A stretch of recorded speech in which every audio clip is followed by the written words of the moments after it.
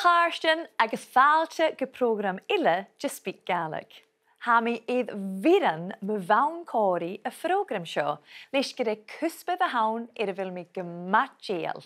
Sin crúlúch, broadcasting, crúlúch, an dearabhrút a hasin a díanamh an dráasta. Ach, chan é seamachú a hac am réibh an tuair seo ach gras càite. A cochalh mochria. Frightened out of my wits. Yeah, scared to death. Mar achlíne sin an chud sin me a cochalh mochria. That frightened me out of my wits. Chud sin me a cochalh mochria. Agus gealbh me nach cúth na hacam san na léirsibh itcheth a cochalh út cria. Bhí sin na cláirigh is stoi agus an mui leis a ghú uafangach. Ik al arms meer dan een jok braaf. Dat kan haar uit. Ha Calum Maclean a crúbach a ilan an an Gael. Agus héiteachín ar cláirigh le rialt úr gramad.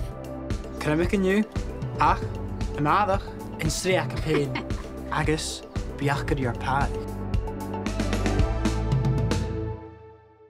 Seach nach cynnig sin riféir a héad a bhí an sás an crúlúch fad imimeach bliana inise agus gléirich chrúchlein sin a léimheh na néachcin ar BBC Radio na Gaelf Teàrlach Quinnell. Bhálteoirt a Gàidhlig go SpeakGaelic, ní sé hair do gachaí dhéanamh ar a Gaeltach ach bunne tú bhthús de cheannaidís hasing. An íon sé bicin maon cimar a hánaú chun na Gaelic. Een siad jara, rúgig mé agus hógig mé an Sussex, agus bha mé siad go mé ochblin déta gúis, agus gal mé núsin ugad agus teornavach, bha mé siad a bblion de díadach a brína Gaelic, misteach mé an tólhórach be Sirleichen, dar bha mé na mavallach chaisin go tuhlach ó agus chaisin an dorni. Dífar blianachin agus chóla mé, well, tuhlach ó chóla mé rútig nach de hic mé go dú ach chutig nach be Gaelic a bheit sin, ach de dordi go you gan jegus be hol me Gaelic agus fiprik rut ik nunum so mit doch geri sat bremige weet men net wen gaase agus Jevo Gianna wat wou verach an Lewis van me na mal nog ik college gastel Jenef lesig ik doegal agus hoe meer me sin kunnen daarne blione ach gegoen mi go barach goeie me Gaelic agus van me kinderen gruven so hoe me goed Lewis agus ga me go sleetje je hoort een makkeride we kan tolvoor Agus a fattewarach gruven an sleetje fattewarach agus kri wa kolwach vi na tolenach ik kan tolvoor Ke dat daast is je privilege me wehe van een mes groenflivigen ach we je brie avans van met jenrut graag mag rie En misschien niet wat lang krak. Dus bezit er te bevoelen, maar smoenig weet je toch gewoon ma. Wie is een wabbel of shit. Van was je te geel in het als velga ik doen je. Ach van had je toch erg gal heen. Dus waarom je ietsje dat je een nachtje akal. Ik is Gina Carmen hoe du etter vi an Lewis ik is sin skienach gus Gaelic vrien. Hoe ik leer va laat ik leer gaan je wat jou nog brien. Garo hullet in je John nog was toch beginnen de begastere naar groot korstels toch het brien die kun je kunnen vergeten zo goed. Ik nou maar waschen. Gaan je lussen met nou waschen naar koersen terug. Ach goed, ik leer gaan je va John nog Gaelic vriend doen. Dus va toch wat Gaelic ook mis jag mij hol. Ik is varach geef is het de vergeten zich in de Gaelic aan een sleetje en je narin jag heen haring ju in de skide. Beken jekus bi weet je dat boyach agus. We kruven maar van mij hok ik me in een kelje. Agus va stelm Lewis, stelm krunde chide Lewis. Ach va dat be college wie is hunje ge Gaelic. Agus ga me bullig korstal. En jo agus me bring die Lewis ik zat voedig vast get kruven, zat kau cattle gejik na kruven de noord. Ach Lumse ha me vader kin gewilne kruven die doch Dat de vaske had gemaske dus fame machine agus was sleetje die doch verder voor jullie hoofdjen ach van fatte waar ik ben goed kan een kudjok naar Lewis Agus hij is kudjok geveel kanin ille akke dan is geen bikke mination Han hoier ha me nie wat veel in te Gaelic agus ní mí chúis a germaltis, gen nach brimi trícéid. Ha táist de gungere seacham agus fachgil hálsa bhásanna difar chanin. He córstig dym, tíadach incinach hannim bí gain úasach derif. Well, tápla a Teàrlach agus tíli sin thucad an cearsta san an tuilleach cóirí. Ach ranna sin nach íoch sinne tuilleach Gaelic dúnsachuch.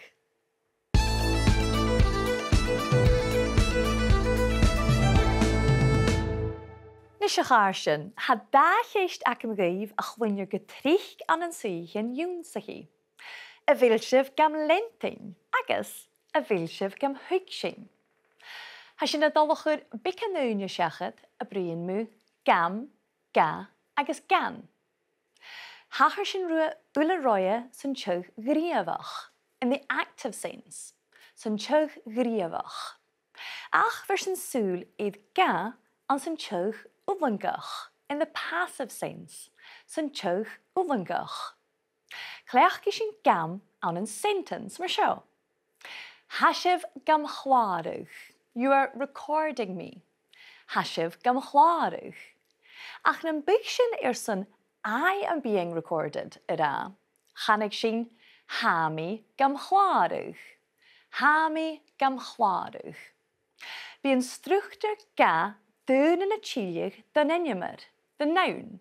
Ja, dan ruchgeth, the pronoun roie. En seo ha gam a dolarash gemi. Hami gam chláirúch. I am being recorded. Hami gam chláirúch. Seo is an blarile le ga an tuirse. Ha an program ga chrúlúch. The program is being broadcast. Ha an program ga chrúlúch.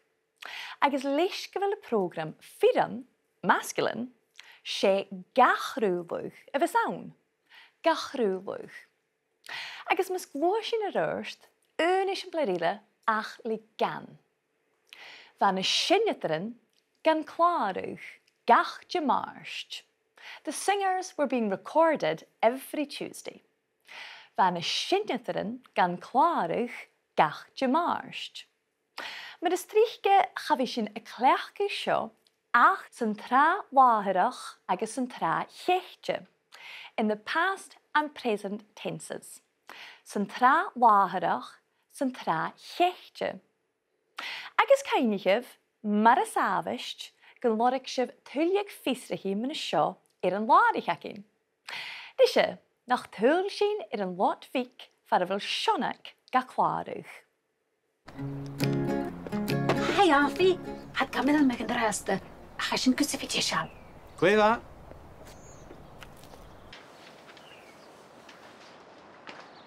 Cúta. Hatáir óprachán, ach smahas siach sin. Gléadh, tapalibh. Appellation. Jerry. Va ekkel arms kom je dan een jak braaf. Een tjansje sin het eerst, een kaartje van teufsjo, een toekje van koranut. Wat kan haar uit? Sin sil na telegaibh. Gur son bheit gur chláirigh. Ach, program bij een lochtigen sa alle woord. Haar ga radio lassen bij. Cynne ha an pís ga chréalaigh. Bij BBC Alappe en na wie is. Bij misje maar vaarstje program ligger. Cremic aniu, ach, an adach, in sriach a pein. Sé runnig a bheith sanad. Agus, biach go dtíor páig. Ha kein akam ser am nur nach roakein ach kremak en bikke. Gaelic radio evang. A tóir tachar stan an nunne gadit. Wie sin viren. San bikken winnetjen je rohen Gaelic a chlointjen. Ach va akin rifihu oonje woord. San shirreversnes kolonte. Spic a huirlaigh duine bfach an tríche buine, go big na huir just dú ga áiseachúch I ar fónich an laive. Ga bí catch bhishing san tau. Stelumse program an arisach. Agus na neachken. Ach komelum gen walkasja. Stelum sa comedy, agus na programming Q. Het hamajach nach al moor en ulmichen kan Janus Gaelic. Ach, a film G awn. Carson nach G yn sinne film gyrrit, jyst o'n ffapus na haflina. Jamie ein film arasio, no drama. Ach, drama? Kom jij? Myrst iddyn lot. Co-faraf yn bintata ik Sean. Waarom Alfie? Lees gos leutach sa vai, lees a chunja guske. En duk si van nadde da ga aan se chorig. Wat da is een blad grievach ik Seanak. Hayet gam ilmuch. They are filming me. Hayet gam ilmuch. Agus chol si ni kudjach gegraat men skippen. Vayet gam hadigig. They were wearying or harassing me. Vayet gam hadigig. Waarom het je of terug de galfie? Agus gainig essen. Kersonne vayet good klaarug. Why were they recording you? Kersonne vayet good klaarug. Agus chol sin esenplet le ga vulvengach na de good alfie en noedsjen a gist. Kun je have peace gachrúlug? When is the piece being broadcast? Kun je have peace gachrúlug? Do you mean eisteach ripáist an chorig a dhíist? Cheumannan. Hatar oprechaun. Ach, smahas shiach sin. Lever. Taplev. Appellation. Jerry. Va ekkel arms kom je dan heel braaf. Een tjantje sin het eerst. Een càite van thuissjo. Een toogje van koranut. Wat kan harig? Sin sil na telegaif. Carson of at gyr clarig. Ach, program by een lochtigen sa valle woord. Har ga radio lasen bi. Kun je have peace gachrúlig? Be BBC alappe en na wie is. Be misje maar faarstje program ligger. Nisje, hasjem de heichige machas a studio tachken aan een kudjach Calum MacIlleathain. En toen de show guutig de ra gewille id taisgealachd on a pilgrimage id taisgealachd. Ach van een waan id chosje wie ze vai Calum Maclean ri da ashig a gal. Dag is misje Calum Crowley. No, Calum Crewskeurly, maar has je het dolle horst men am slaan on him. Crewskeurlig, literally the act of tree spreading, or the words we use for broadcasting. Crewskeurlig. Agus a shinnetjien van ik niet af, wie a skeurlig shiel. Furig nam chudjok, agus jontje tu in tuavis. Nisje, but a heel shif gam chleintje nek a hoel, wel jirach eest in a vachkwen. Ha mi Malia Gaelan va animal zijn kreulig. Fate mis rogu krain kreulig no rut rishin kanchinia technolis, va komen kravach gilis, a committed religious community. Komen kravach gilis, is skurlig en toshgil, a sho fiegallappe. Shug, ha mi Malia gu machri. I'm on my way to dear Iona. Malia gu machri. Ha durst mi sin a riamh ráia. Nach ma gan durst an is. She Calum MacIlleathain her in Yelan as jay an appa animal.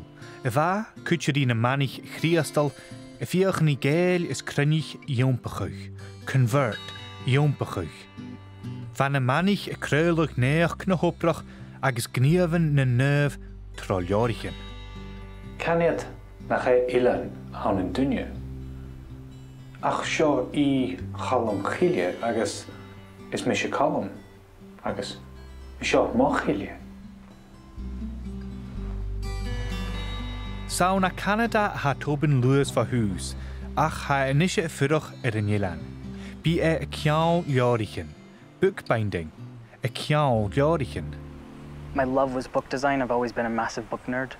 And I thought I would learn how to bind a book. If I knew how to design it and knew how to print it, I should know how to bind it. And I thought it would just be the one book and that would be it. But it was a bit of a, I guess, a Goldilocks situation where I finally found the little bit of the book world that was perfect for me. How has the digital age affected bookbinding? I don't think it would be possible to have a bookbinding business on Iona, but through the internet and social media, I'm able to build my own business and run it from here. Do you think I can maybe try my own hand at bookbinding? Good job, let's go. Clear.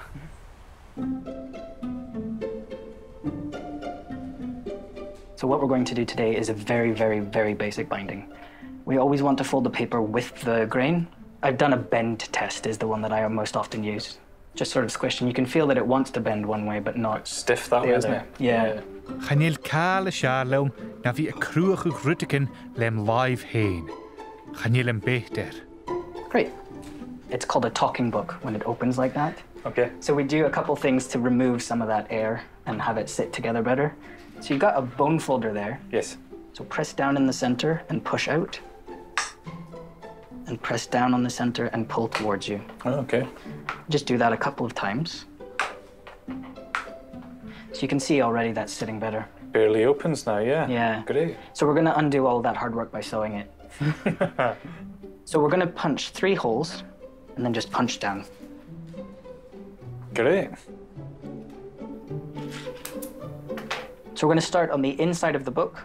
We're gonna start in the center hole. So if you go through the center hole to the outside, and then go to one of the ends and go in. Mm-hmm. There you go. Excellent.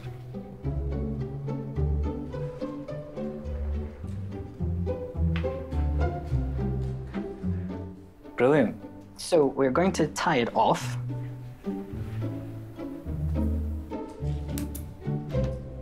Perfect. Shinu Calum, your back cream. Teàrlach Quinnell. Bhruidhinn in an géanú san Nílan seo, in dóigh a bhain fa hús scíal bethe Calum MacIlleathain agus lugan na hiclaise a chruúlach. Nach maith go bhfuil farsineach de gáid an acin in dú, neoch a bhíonsa bíalún de lásta. Ach nach maith go bhfuil na seán dóigh an háast an cumó beá. Joy, cúra mí thugat an leor an acin, gus an únig a chur a scil beáiriche. Wel, Calum, nach gdíd dúpar laive agus go deiribh héite an scilp. A céal láirichem, sin bookbinding. A céal láirichem. Thug Calum cúideach bhainneagain a áran a Gàidhlig. Is má lia go í má chria. On my way to dear Iona. Is má lia go í má chria. Agus nach iangandach fríomh nachgil, cheumannan. Literally the act of tree spreading, or an alternative way to talk about broadcasting. Cheumannan, nja, cheumannan. Is cainigh gan gaibh Calum MacIlleathain na mian socialte, agus éisteach rís an sa fod cheumannan SpeakGaelic Extra BBC Sounds.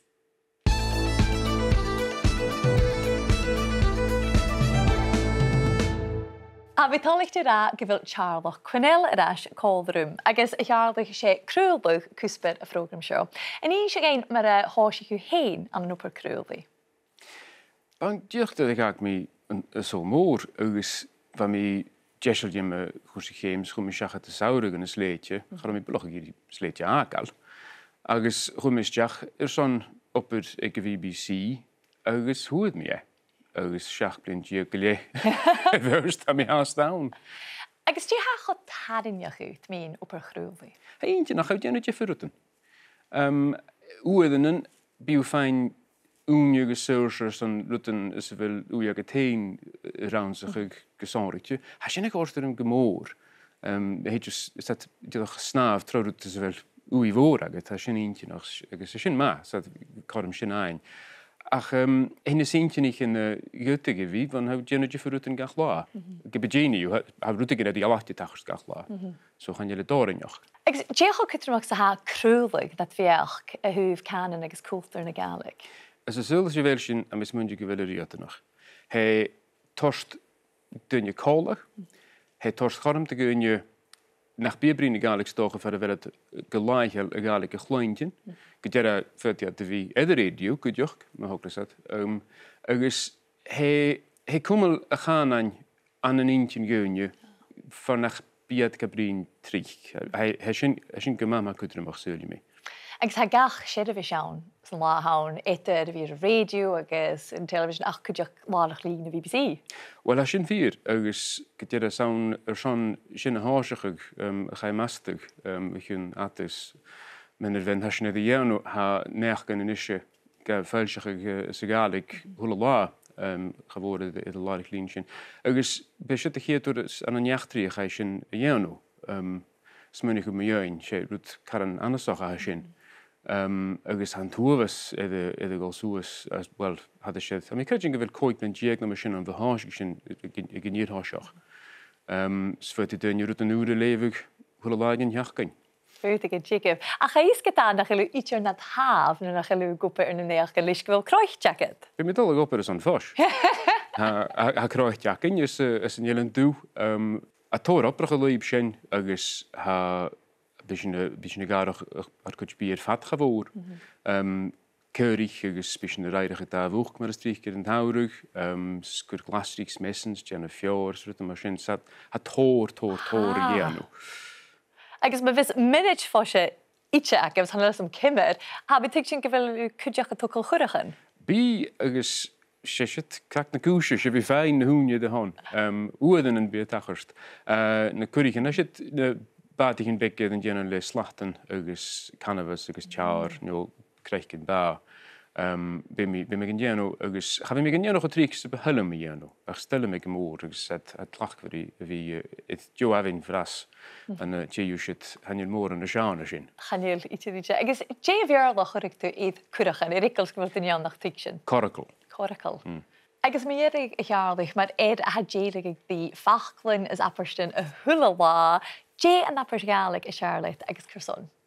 Rút a bhís mé déanú uhaach tríic agus appars de thuad mé bh chuid gan a catamh a ríc an cheanns má háin am stiúdach. Stilm sin go mór. Tuci sin le bíach na appar sin. Tuci. Well, míle taingút a chearlaigh apad go ré tlach go bhán brín rút man upar chrúlaíach ach go deach míon do lí chun na Gaelic. Ach yn eisiau charsin nach tar sin na súl ar crimach dyn a chorug a chunnig sin na betraia eithar alfi agus sionach. Crimach yn yw, ach, ymadach, yn sriach y pein. Se rwnig y fes anydd, agus biach gyda i'r pag. A cain ac amser am nhw'n achroag ach crimach yn bigger, Gaelic y radio y fain. A tor tachar son yn y garage. Fiach sin viren, san bican vinagin, Jehohan Gaelic a chloinjin. Ach fa ac yn rifehu own y fawr, san shirifisnes colonta. SpeakGaelic dynia fach yn trichet bwyne, gybig na hwyr just du, ga ausachwch, idda ffónig yn laive. Gabi catchversion sy'n thaw. Va sentence ag sionach sa chorug far yn dyn noch ri. Va acin ri fehev. We had to wait. Va acin ri fehev. Agus yn dy hogsef idd na hwrst alfiria na rafai a taring ashte, teasing her. Be achge ri urpeag. They'll have to pay you. Be achge ri urpeag. Agus le tionndadh gútar a chud mar seo. Féimi iad urpeag. They must pay you. Féimi iad urpeag. Chanur ein an ruchgad sibh a chlechgig mar chuspad as an object mar a hai. Féimi sin an buagad shallavach juur a chlechgig. Nes sé a bhfuil cainneacah ar na buagad an shallavach seo. Mo agus dó, mai an juur. Ar agus our an juur. Nio an nio am. There. Seo cora éisiampla dú ar an clechgig an an sentencin. An toseach. Hé chacam idir clárug fisker. I can record you this afternoon or this evening. Hé chacam idir clárug fisketh. Nio, Jimmy ein an yith seo. Féimi sin an clárug amarach. We must record them tomorrow. Féimi sin an clárug y marach. Agus coinigh gyfil na córian le fo-thiotalan channel YouTube SpeakGaelic. Agus mar a heilsif yr ienaf gyrig y sio nach fosgrifsif. Dia channer sa Gaelic son door. Sé daras a vis achge an an luas agus raarsad. Daras. Ach sé doras a chanasat an an nuist is bei na völda agus as na hedug. Doras. Han dachuch daras agus doras achge an san jillen skianach. Sé dorast le te a chudis a vis achge na satje jis. An an iedisgai, barai, ilan chanai, ilan nike, ilan chodde, chirug, mulle, koldese, jure agus ile. Dorust. Futi dorust agus daras kudjach gevi kielbachug, doorway. Maar is een blad an an beine vulva agus chirug. Agus chanilin sin ach bewaset gen viarstes schoolgeintjen a joor sa Gaelic. Saar op het a chaarsten. Vriend sin mu gam, ga agus gan an an seug fullengach. In the passive sense, lehich hami gam chwaarug. I am being recorded. Hami gam chwaarug. Agus mar a hai I de chlechgig an an sentensen, maar ha an program gachrúlug. The program is being broadcast. Ha an program gachrúlug. Jún sig sin cudjach mu ruchgad ma chuspid. Agus gym féim sin buagar an shalawach a chlechgig behich heitjakamid ur klarug fisker. I can record you this afternoon or evening. Heitjakamid ur klarug fisker. Wel, ha nunje rwyarn uadile ach mesalf me koinigif gere koprige krúli han an SpeakGaelic. Waar ik isif in de programmen id fat id iPlayer of BBC. Agus le fo-thiotalan channel YouTube SpeakGaelic. Agus a spi Janisif na diachnigif an tultach stuhan taichke a haan win lorak an larich akin. Chyn yn ahurish, mar sy'n leif yn draste.